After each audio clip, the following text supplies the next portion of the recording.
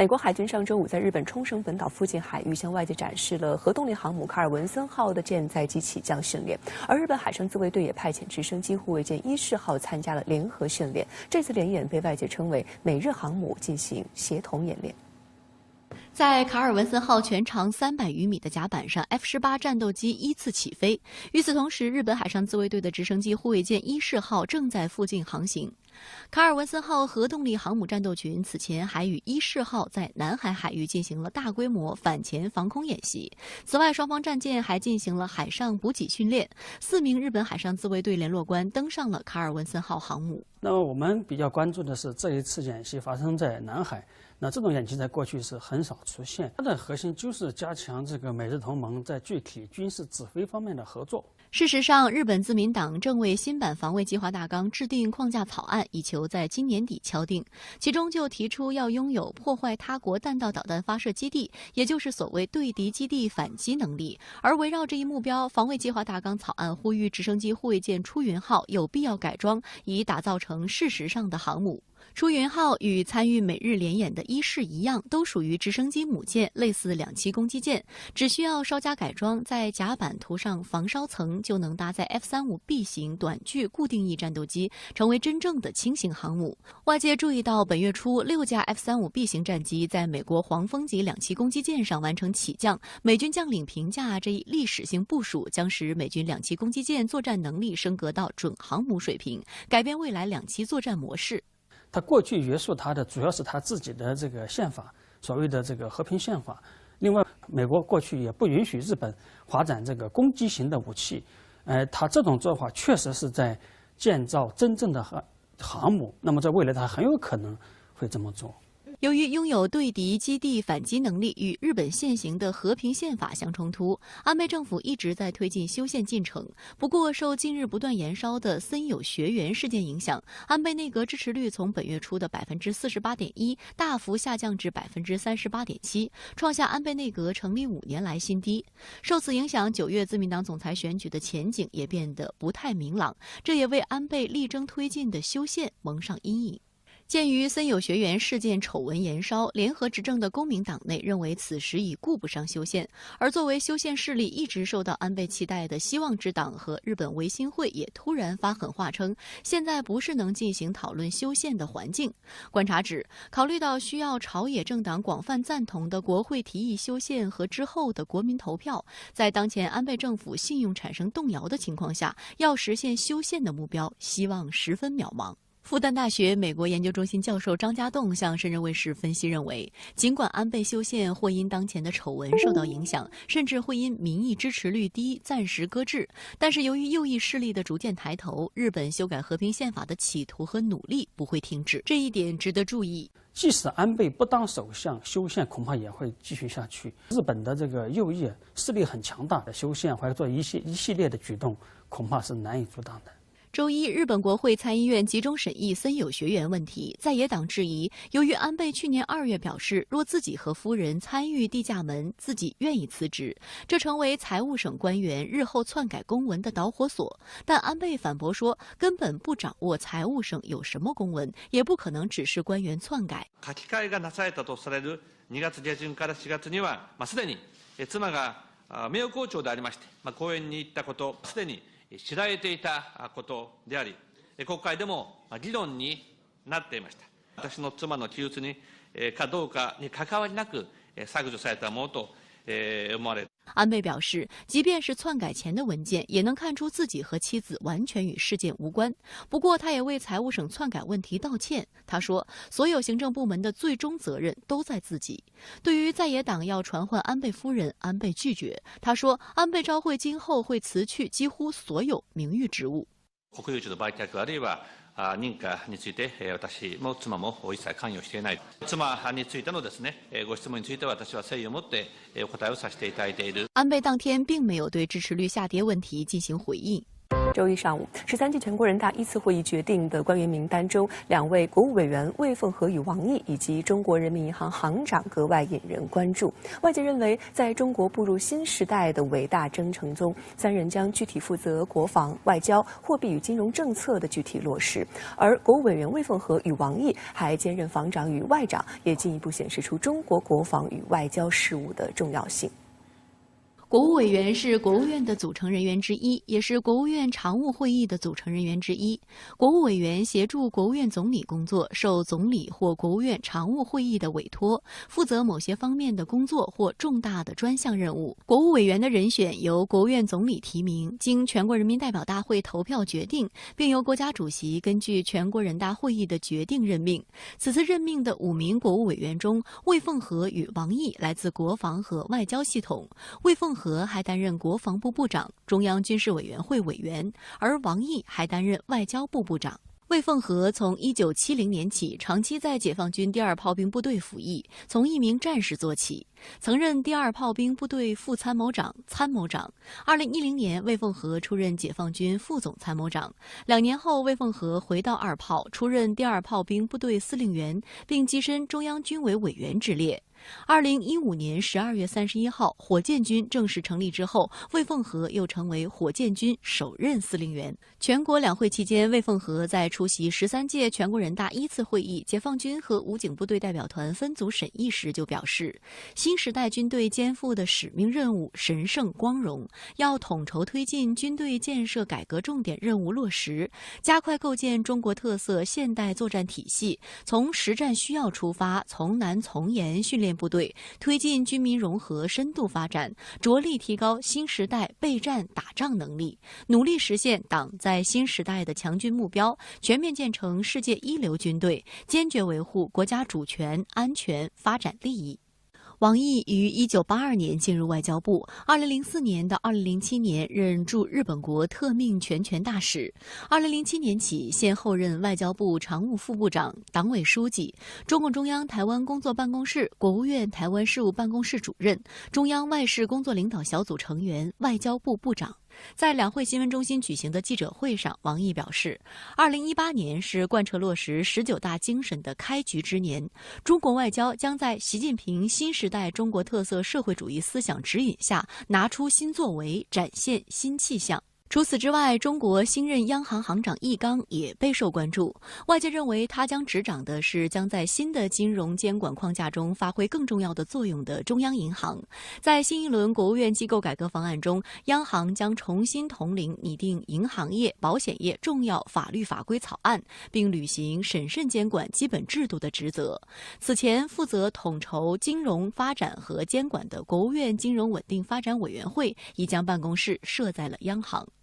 相差10岁的易纲和周小川身上有着众多相似的标签，都拥有博士学位，著作颇多，而且都拥有良好的国际沟通能力和视野。在正式接棒前，易纲已经负责央行各项工作，主管货币政策、国际业务。在此之前，易纲以央行副行长、国家外汇管理局局长的身份配合周小川，几乎参与了过去10余年中国金融改革的重要事件，从完善人民币汇率形成机制改革，到推进并收官利率市场化，再到力促人民币成功加入 SDR 货币篮子。易纲在北京人民大会堂接受记者群访时表示，当选新一任央行行长，心情平静和庄重，使命神圣和光荣。在问及上任后的主要工作任务是什么时，易纲称，主要任务是要实施好稳健的货币政策，同时推动金融的改革和开放，并保持金融业稳定。近段时间以来，美国盖普洛公司等多家知名机构智库和媒体就各国国际形象等发表报告，其中大量数据显示，中国在全球领导力和影响力、经济发展潜力、政府和媒体公信力等方面的得分持续上涨，国际形象更加积极正面。而随着国务院机构改革方案获得批准，中国的机构改革又将给世界带来哪些新的变化？来看报道。从1982年到2018年，国务院机构一共集中进行过8次改革，分别是1982年、1988年、1993年、1998年、2003年、2008年、2013年、2018年，平均每5年就进行一次政府机构的调整。英国中国问题研究专家、英国48家集团俱乐部主席斯蒂芬·佩里长时间观察中国政府以及社会的发展动向。他在接受深圳卫视记者采访时说，管理机构需要根据中国不断变化的实际情况进行调整，这一改革及时且必要。It's a time for the institutions that China uses to adjust to the changing situation. It's not going to be simple for one very good reason. Nobody's ever done it before. And China, all along, since 1978, not only is its great success an incredible achievement, it's the fact that it's had to go down roads that nobody else had been down. 与以往机构改革主要涉及政府机构和行政体制不同，这次机构改革是全面的改革，涉及范围之广，调整程度之深，都超出了外界的想象。改革后的国务院机构设置更加符合实际、科学合理，更有效率，体现了大刀阔斧的改革决心和深谋远虑的改革智慧。英国剑桥大学政治和国际研究院资深研究员马丁·雅克自上世纪90年代开始就对中国社会发展有着深入的研究。他认为，中国进入新时代一定有新目标，国务院机构的合理设置能够为中国多领域改革的持续深化提供机制支撑及保障。Well, clearly, one of the great tasks of this new period, since the election of Xi Jinping in 2012, is to really make a qualitative shift in the nature of China's economy. It's now got the task of transforming the economy which is now much more sophisticated, in a new kind of way. In particular, domestic consumption, the importance of domestic consumption as against exports is rising. That the production what China produces is much more dependent now on research and development, on labour productivity, on the capital productivity, and also on much more skilled labour. And I think that's the great task. 意大利国际政治研究院亚洲部主任艾利西亚是国际著名的经济学家。他在接受深圳卫视采访时说，通过机构改革，中国经济将实现高质量发展。The more important ingredient in a modern economy is the ability of the economic system to work by itself with the help of a wise government. The Chinese government has proved to be very wise. 佩里则认为，中国有自己的发展道路，当面临问题和挑战时，就更需要用自己的方式灵活应对，机构改革就显得尤为重要。他看好变革创新后中国的进一步发展。No, it's going to be a very exciting period, and if the Chinese people in the institutions and the structures of government take a rigid attitude to their job, they will have a lot of problems. If instead they're open-minded and they accept the need for change and innovation,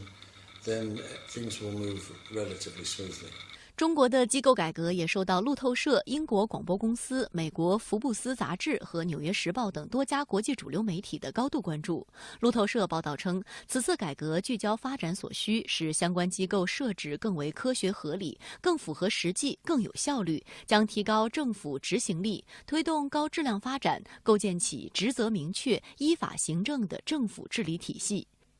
新加坡联合早报评价此次机构改革20年来力度最大。报道特别关注新组建的文化和旅游部、国家国际发展合作署、国家移民管理局，认为改革符合中国综合国力提升现状，将有力地服务于中国外交整体布局和扩大对外影响力。外媒关注的一些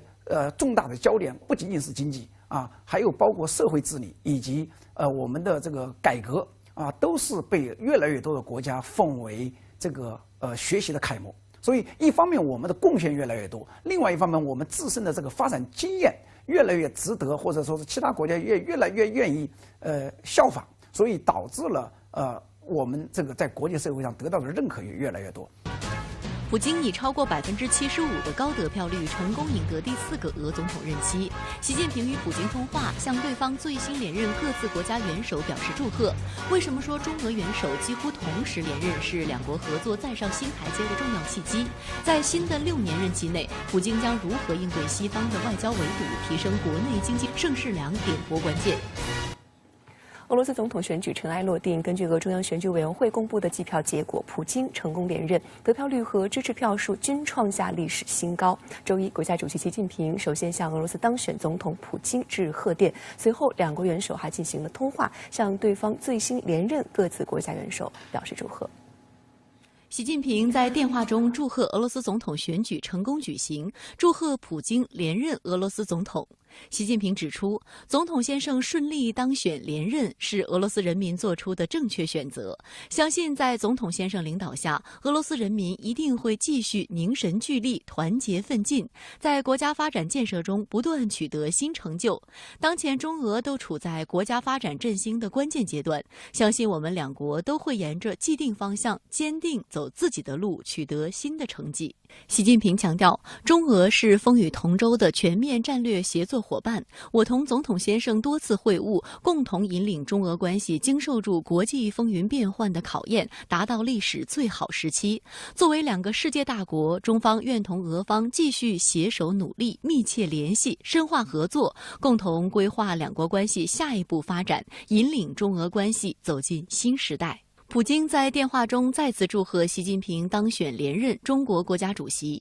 普京表示，中国全国人民代表大会做出的这一重要决定，再次证明了您的崇高威望和全体中国人民对您的拥护。此次中国全国人大做出的一系列决定，将进一步推动中国发展，是完全正确的。俄罗斯祝贺并坚定支持这些决定，得益于您的亲自推动，当前俄中全面战略协作伙伴关系正处于历史最高水平，俄方珍视同中方的友谊，愿同中方密切高层交往，深化两国全面战略协作伙伴关系。外交部发言人华春莹周一表示，近年来在两国元首的战略引领下，中俄全面战略协作伙伴关系继续高水平运行，成果丰硕，双方的战略互信不断增强。按照中俄两国元首年度互访惯例，俄总统今年将访华，双方将通过外交渠道就此保持密切沟通。我们相信，在习近平主席和普京总统的战略引领下，中俄全面战略协作伙伴关系还将迎来新的机遇，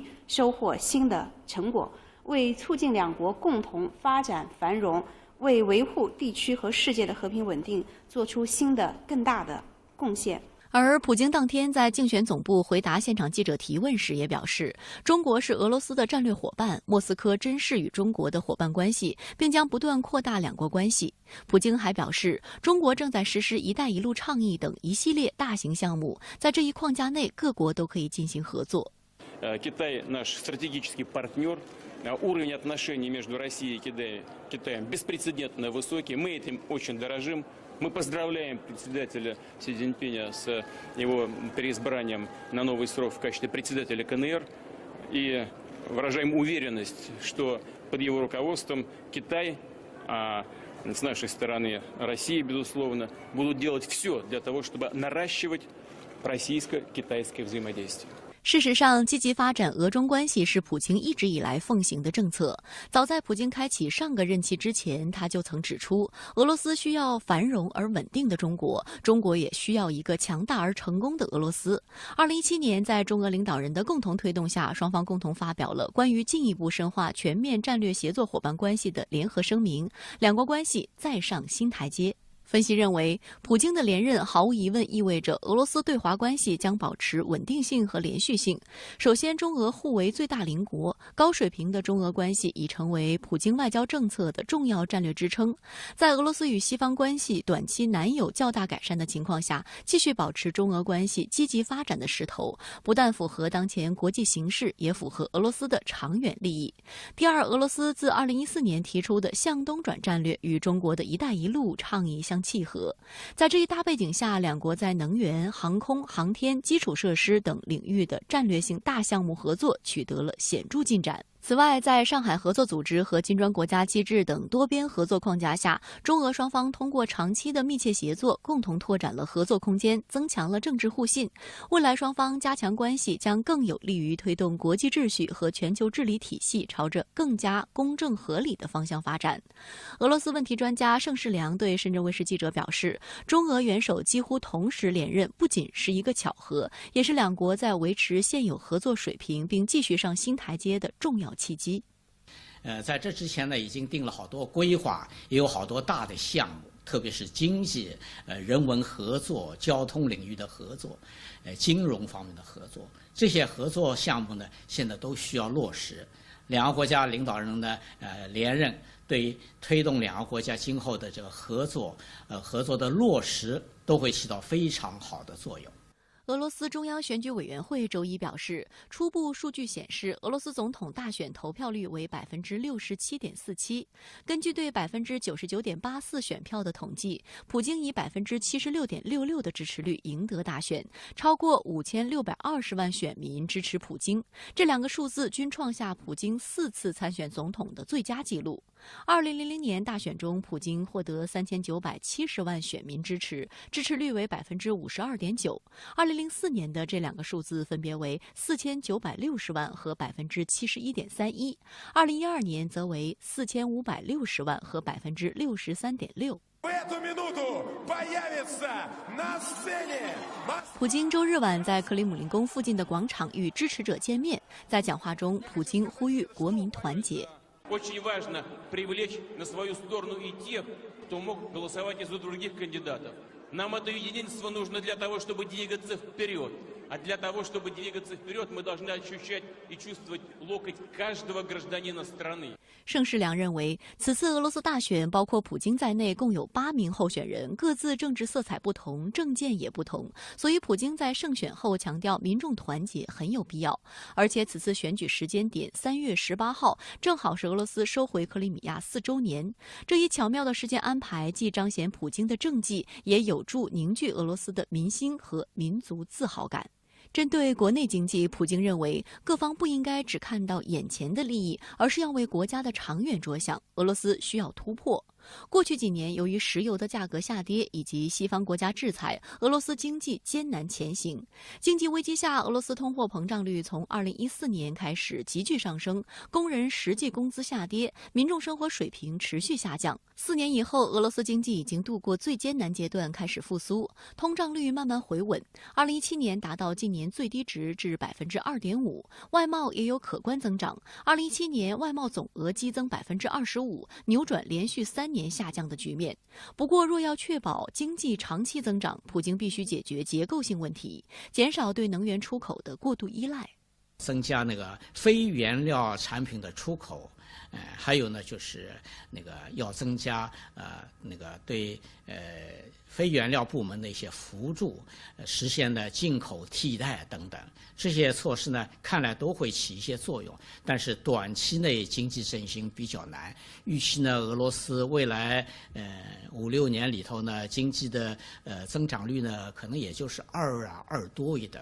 观察指，俄罗斯的经济问题实际上是地缘政治外交关系的衍生品，所以普京在新任期内最重要的任务还是要在维护国家的安全利益的同时，缓和与西方的关系。但外界对此普遍较为悲观。分析人士指出，在即将过去的任期中，强硬对峙成为俄罗斯与西方关系的主旋律，这一趋势极可能在下一个6年中延续，双方关系至少目前还看不到转圜迹象。本月初，俄罗斯前情报人员斯克里帕尔及其女儿在英国中毒昏迷。英国政府称俄罗斯是幕后黑手，俄罗斯则反击称英国自导自演，双方指责行动升级，更互逐23名外交官，让俄罗斯与西方关系再次陷入低潮。好的，相关话题我们马上连线特约评论员刘和平先生。刘先生，我们看到普京不仅第4度当选了俄罗斯总统，而且赢得了俄罗斯自行使普选以来超高的得票率，对此您怎么看呢？我认为，虽然俄罗斯国内以及一些西方国家仍然对普京的第4次当选抱有不少的微词，但是从总体上面来说，他们却不得不承认，在长期活跃于俄罗斯政坛已经将近20年之后，普京仍然能够获得将近80%的得票率，这说明绝大多数俄罗斯人对于普京不仅没有喜新厌旧，反而是有一种日久弥新的感觉。而在我个人看来，这背后实际上是深深地反映出了俄罗斯特有的国情跟特有的民意。大家知道，就如同普京在这次竞选期间打出的口号“强大的总统，强大的俄罗斯”一样，这些年以来，普京自始至终都是依靠国家强大、民族复兴、集体主义这样的旗号，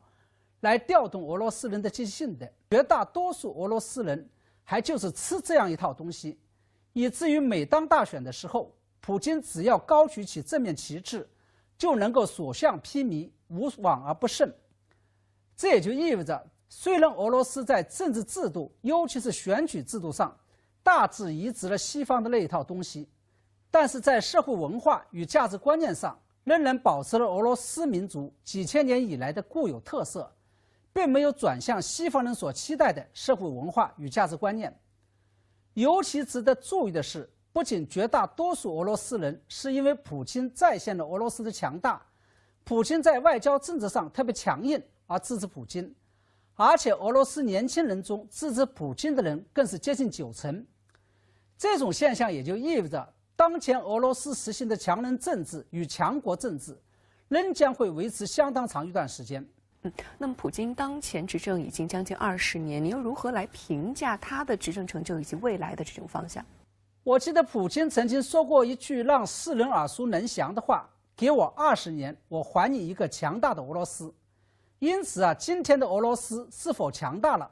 也应该成为我们检视普京执政成就最为重要的一个标准。我个人认为，实事求是来讲，从外交与军事目标上面来说，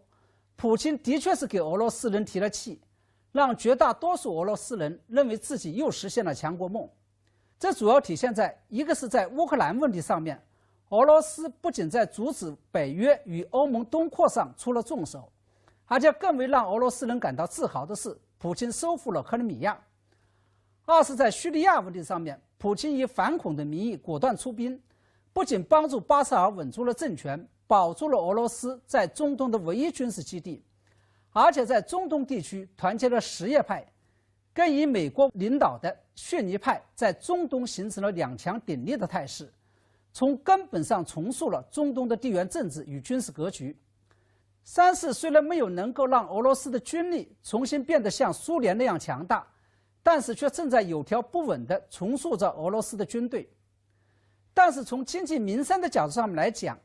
跟2012年之前，尤其是油价高起的时候相比，普京交出的成绩这是有所倒退的。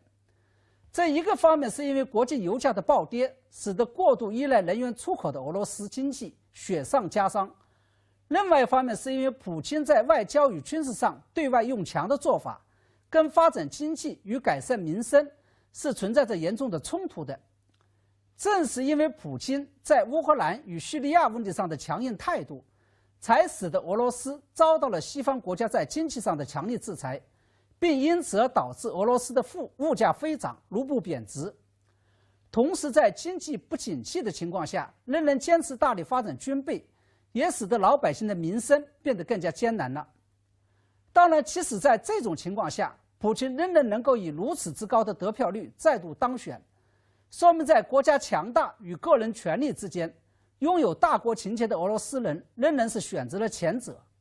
但是毕竟苏联的前车之鉴就摆在那里，如何把国家的强大真正的更好的落实到经济民生与百姓幸福上面，这恐怕是普京在接下来的6年所要面对的问题。那么您认为接下来普京将会如何处理跟西方的关系，以及如何处理中俄关系呢？其实根据我个人的判断，虽然近年来在外交政治上普京频频示强，但是普京的外交政策从本质上来讲还算是清醒的，在强硬的外表下仍然是留有分寸的。对于普京来讲，对外示强更多的时候是作为一种战术策略在运用，并不是根本性的战略目标。尤其是普京在内心深处并不想跟西方彻底翻脸。面对俄英之间最近闹得沸沸扬扬的双面间谍遭投毒纠纷，普京在胜选后的记者会上说，无论遇到什么样的困难，俄罗斯都将通过讨论的方式加以解决，并且再度表示愿意跟英国联手调查这件事情。值得注意的是，这2天来一度咄咄逼人的英法德以及北约在这件事情上也放软了身段，说不想彻底孤立俄罗斯。因此俄罗斯因为这件事情而跟西方彻底撕破脸的可能性基本上不存在。对于普京第4度连任后的中俄关系，我认为由于中俄都是欧亚大陆上的大国，尤其是双方都不认同西方那一套价值观念，都有着同样的强国梦与民族复兴梦，都有着同样的集体主义价值观念，再加上最近中俄都在一定程度上受到了西方的遏制，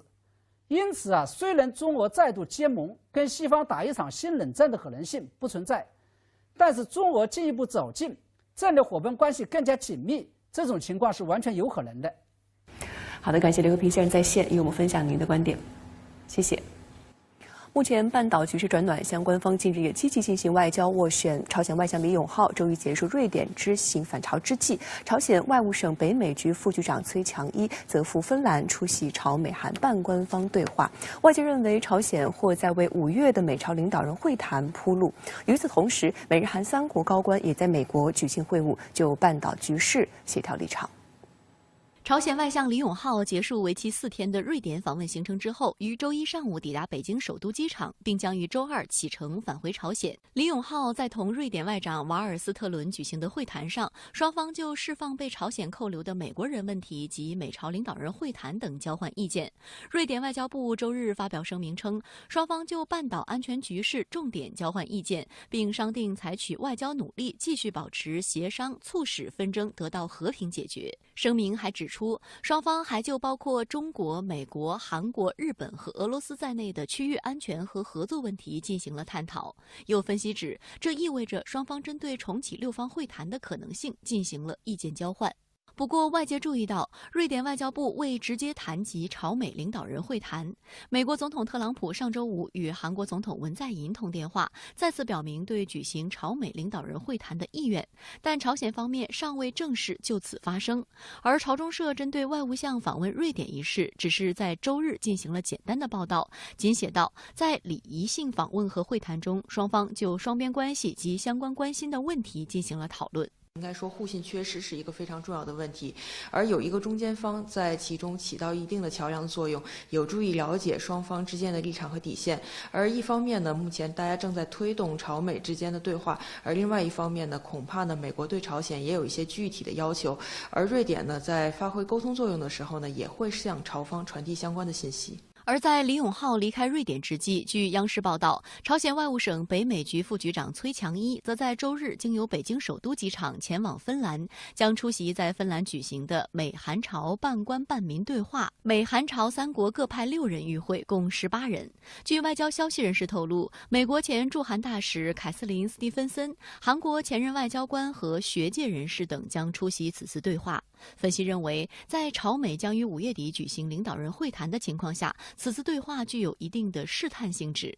虽然会上各方可能不会就美朝领导人会谈进行具体讨论，但至少会提及相关议题，而美韩可以通过对话了解朝鲜意图，为日后的会谈做准备。此次半官半民这样的一种1点5轨的形式，恐怕是双方之间进行交流的比较有效的方式，既可以讨论彼此之间的底线，又可以影响决策，而且呢，双方之间沟通的时候又相对轻松。应该说，这表现出呢各方之间沟通的某种的意向和诚意。外界注意到，崔强一曾接受美国媒体采访，谈及朝鲜在核问题和对美国事务上的立场。此外，他还曾进入6方会谈工作组，数度参与和美方的对话。2017年9月，崔强一曾出席瑞士外交部及智库日内瓦安全政策中心合办的半官方半民间对话。因此，对于美朝领导人首脑会谈的最焦点话题——半岛无核化及朝方希望国际社会为此对其带来何种好处，崔强一将发表的立场备受瞩目。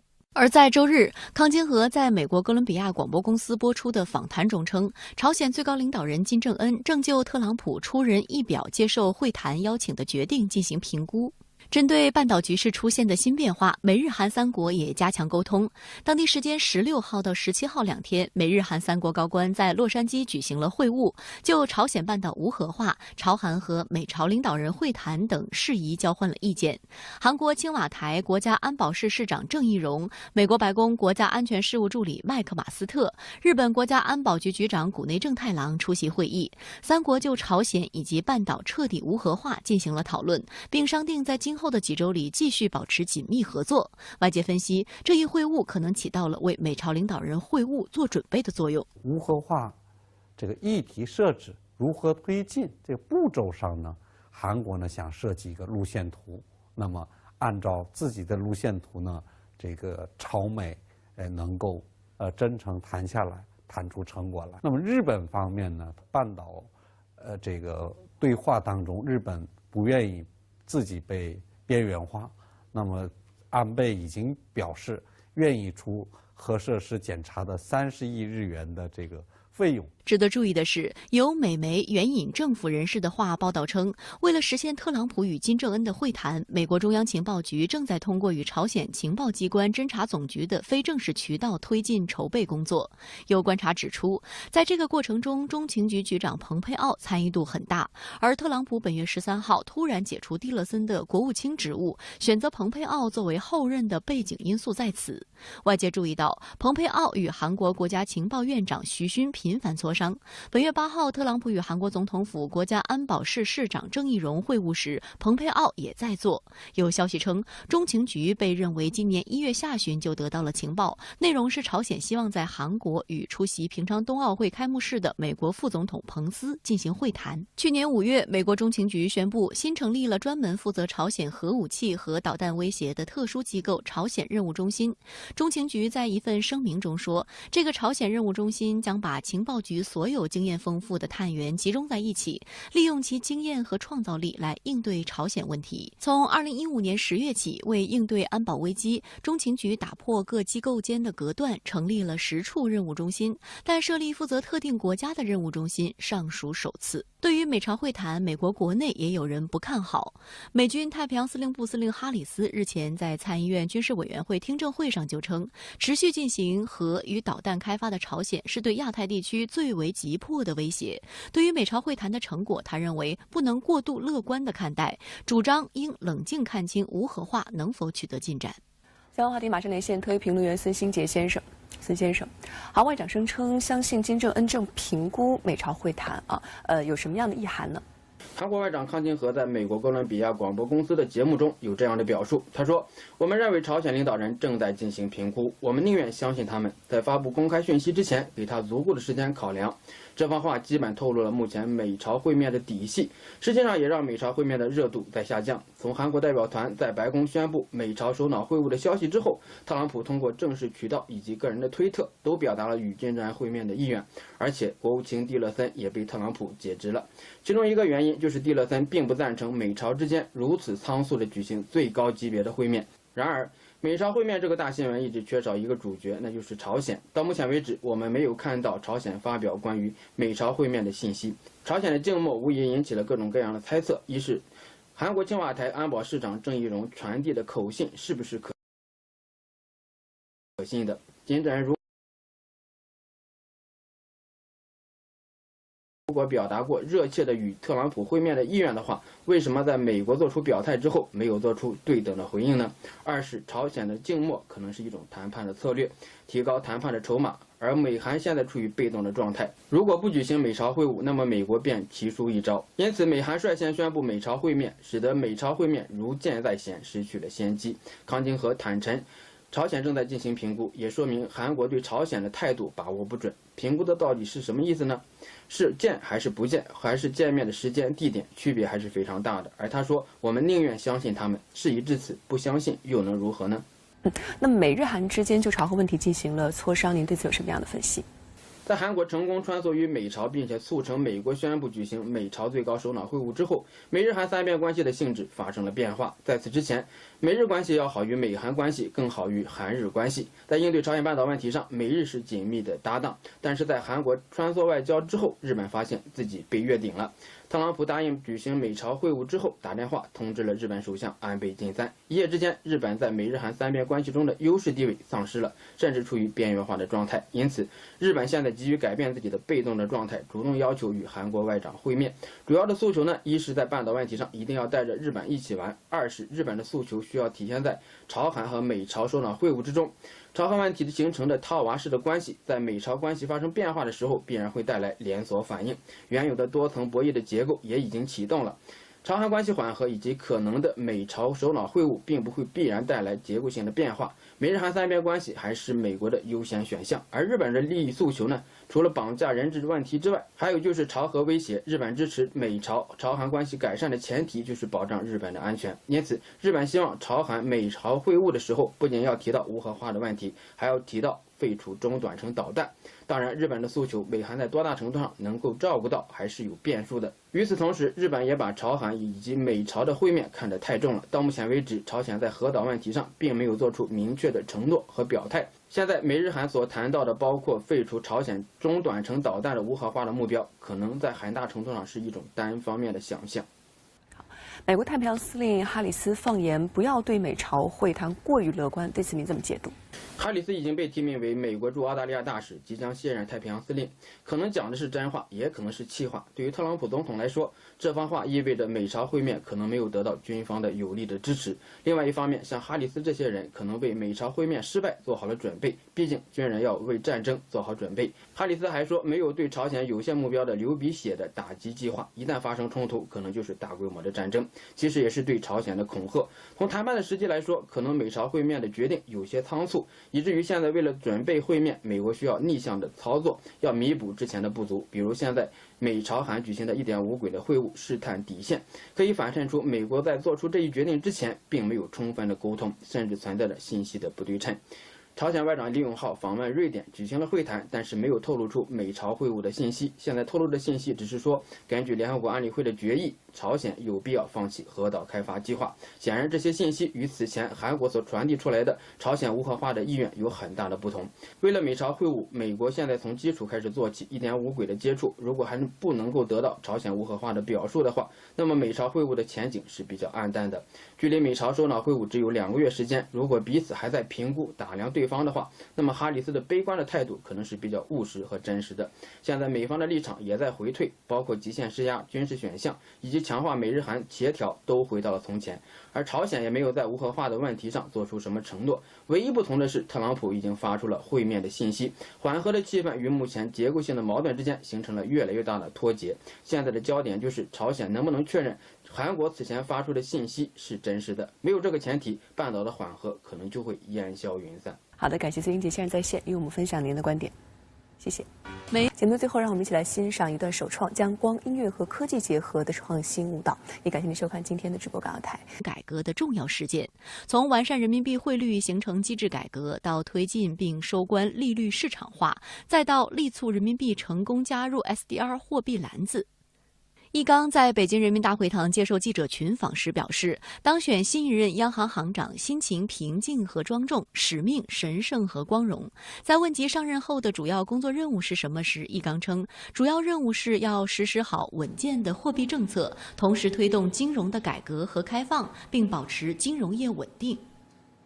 近段时间以来，美国盖普洛公司等多家知名机构智库和媒体就各国国际形象等发表报告，其中大量数据显示，中国在全球领导力和影响力、经济发展潜力、政府和媒体公信力等方面的得分持续上涨，国际形象更加积极正面。而随着国务院机构改革方案获得批准，中国的机构改革又将给世界带来哪些新的变化？来看报道。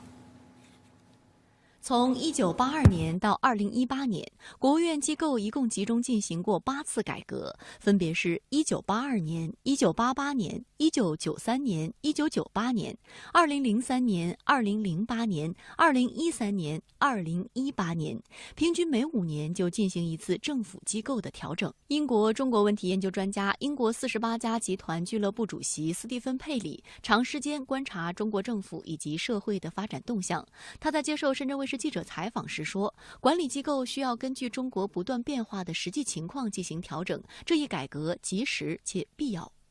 It's a time for the institutions that China uses to adjust to the changing situation. It's not going to be simple for one very good reason. Nobody's ever done it before. And China, all along, since 1978, not only is its great success an incredible achievement,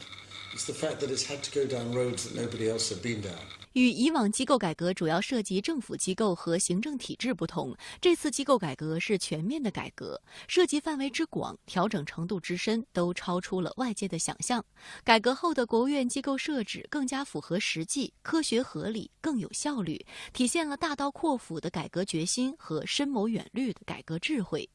英国剑桥大学政治和国际研究院资深研究员马丁·雅克自上世纪90年代开始就对中国社会发展有着深入的研究。他认为，中国进入新时代一定有新目标，国务院机构的合理设置能够为中国多领域改革的持续深化提供机制支撑及保障。Well, clearly, one of the great tasks of this new period, since the election of Xi Jinping in 2012, is to really make a qualitative shift in the nature of China's economy. It's now got the task of transforming the economy which is now much more sophisticated, in a new kind of way. In particular, domestic consumption, the importance of domestic consumption as against exports is rising. That the production what China produces is much more dependent now on research and development, on labour productivity, on the capital productivity, and also on much more skilled labour. And I think that's the great task. 意大利国际政治研究院亚洲部主任艾丽西亚是国际著名的经济学家。他在接受深圳卫视采访时说，通过机构改革，中国经济将实现高质量发展。The more important ingredient in a modern economy is the ability of the economic system to work by itself with the help of a wise government. The Chinese government has proved to be very wise. 佩里则认为，中国有自己的发展道路，当面临问题和挑战时，就更需要用自己的方式灵活应对，机构改革就显得尤为重要。他看好变革创新后中国的进一步发展。No, it's going to be a very exciting period, and if the Chinese people in the institutions and the structures of government take a rigid attitude to their job, they will have a lot of problems. If instead they're open-minded and they accept the need for change and innovation, then things will move relatively smoothly. 中国的机构改革也受到路透社、英国广播公司、美国福布斯杂志和《纽约时报》等多家国际主流媒体的高度关注。路透社报道称，此次改革聚焦发展所需，使相关机构设置更为科学合理、更符合实际、更有效率，将提高政府执行力，推动高质量发展，构建起职责明确、依法行政的政府治理体系。新加坡联合早报评价此次机构改革20年来力度最大。报道特别关注新组建的文化和旅游部、国家国际发展合作署、国家移民管理局，认为改革符合中国综合国力提升现状，将有力地服务于中国外交整体布局和扩大对外影响力。外媒关注的一些重大的焦点不仅仅是经济。还有包括防和外交系统，魏凤和还担任国防部部长、中央军事委员会委员，而王毅还担任外交部部长。魏凤和从1970年起长期在解放军第2炮兵部队服役，从一名战士做起，曾任第2炮兵部队副参谋长、参谋长。2010年，魏凤和出任解放军副总参谋长。2年后，魏凤和回到2炮，出任第2炮兵部队司令员，并跻身中央军委委员之列。2015年12月31号，火箭军正式成立之后，魏凤和又成为火箭军首任司令员。全国两会期间，魏凤和在出席13届全国人大1次会议解放军和武警部队代表团分组审议时就表示，新时代军队肩负的使命任务神圣光荣，要统筹推进军队建设改革重点任务落实，加快构建中国特色现代作战体系，从实战需要出发，从难从严训练练部队，推进军民融合深度发展，着力提高新时代备战打仗能力，努力实现党在新时代的强军目标，全面建成世界一流军队，坚决维护国家主权、安全、发展利益。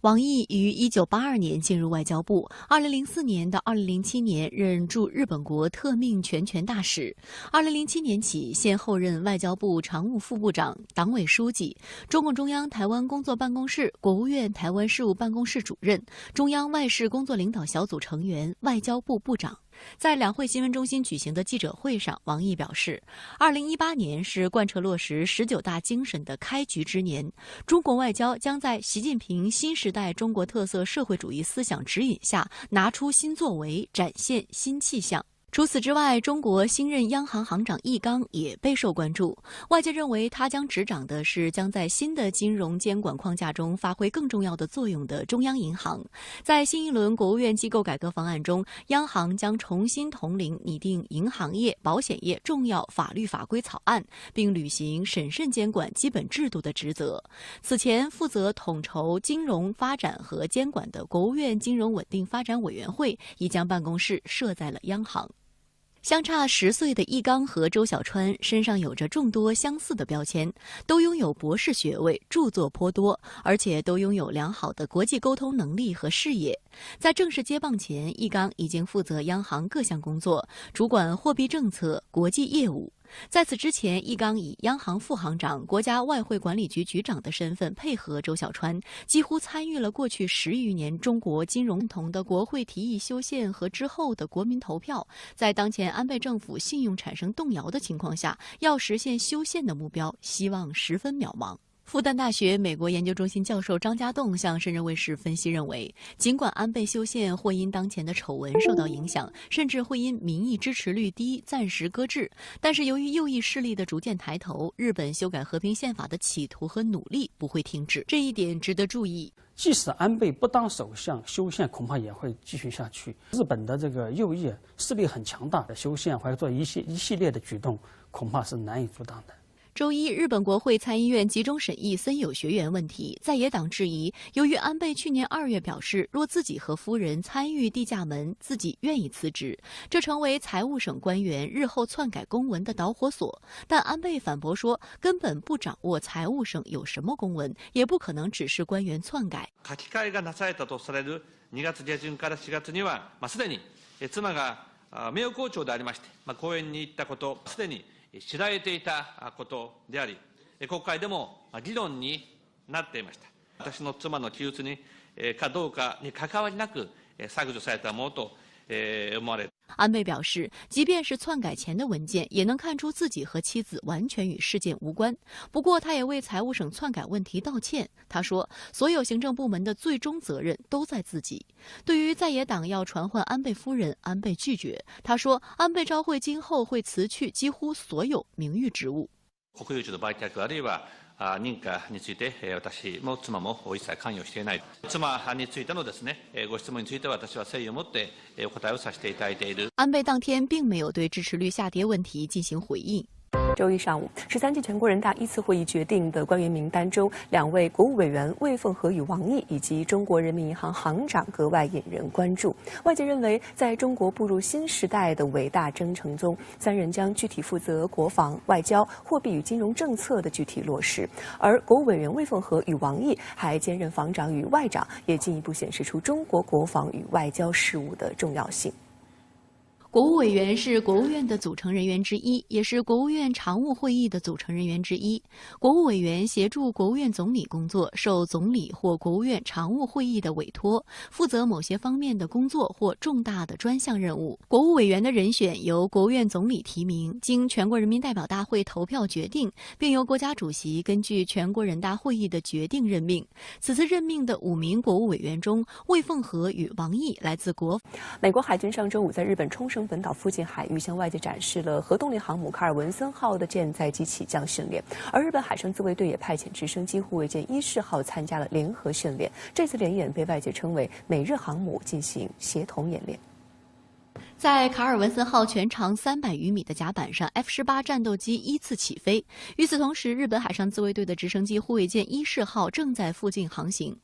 卡尔文森号核动力航母战斗群此前还与伊势号在南海海域进行了大规模反潜防空演习。此外，双方战舰还进行了海上补给训练。4名日本海上自卫队联络官登上了卡尔文森号航母。那么我们比较关注的是这一次演习发生在南海。那这种演习在过去是很少出现，它的核心就是加强这个美日同盟在具体军事指挥方面的合作。事实上，日本自民党正为新版防卫计划大纲制定框架草案，以求在今年底敲定。其中就提出要拥有破坏他国弹道导弹发射基地，也就是所谓对敌基地反击能力。而围绕这一目标，防卫计划大纲草案呼吁直升机护卫舰出云号有必要改装，以打造成事实上的航母。出云号与参与美日联演的伊势一样，都属于直升机母舰，类似两栖攻击舰，只需要稍加改装，在甲板涂上防烧层，就能搭载 F-35B 型短距固定翼战斗机，成为真正的轻型航母。